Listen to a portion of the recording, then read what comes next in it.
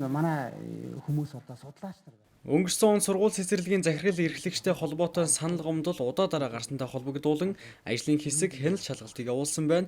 Шалгалтыг үндэслэн Баян өндөр сумын засаг даргын хамгийн газраас гомдол ирсэн захирал эрхлэгч нарт арга хэмжээ авах чиглэлийг өгч байсан.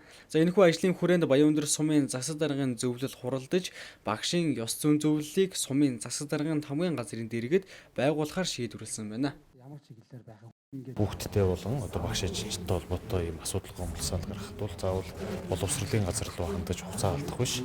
Баян өндөр сум дээр асуудлыг шийдвэрлэх зөв зүйтэй маа гэдгийг асуудлыг өнгөрсөн 7 хоногийн засаг даргын зөвлөлийн урал дээр манай сумын засаг дарга тамгын газрын дарга маань бол санал гаргаад өрөө шийдвэрлэлд хүрсэн байна. Тийм болохоор бид нар одоо хууль тогтоомжийг судлаад Баян өндөр сумын засаг даргын тамгын газрынхаа дэргэд хүүхдийн болоод багш ажилчдын одоо ёс зүйн зөвлөлийг бол байгуулахаар одоо ажлуудыг төлөвлөж эхэлсэн байна. За ер нь хүнтэй холбоотой асуудал ярихад бол их хүндрэлтэй байдаг.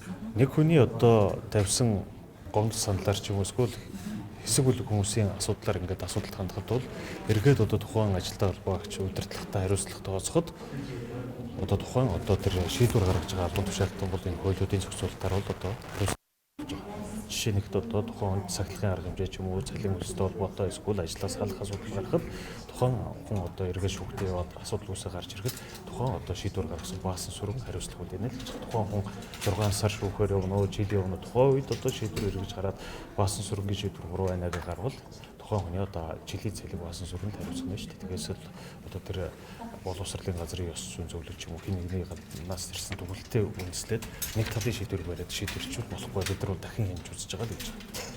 манай хүмүүс одоо судлаач Багшийн ёс зүйн зөвлөлийг тамгын газрын дэргэд байгуулснаар тухайн байгууллагын ажилтан албан хаагчдын нийгмийн асуудал болон бусад харилцаа хандлагын асуудлыг шуурхаар шийдвэрлэн ажиллах нөхцөл бүрдэх юм а. ингээд өдөр тутамд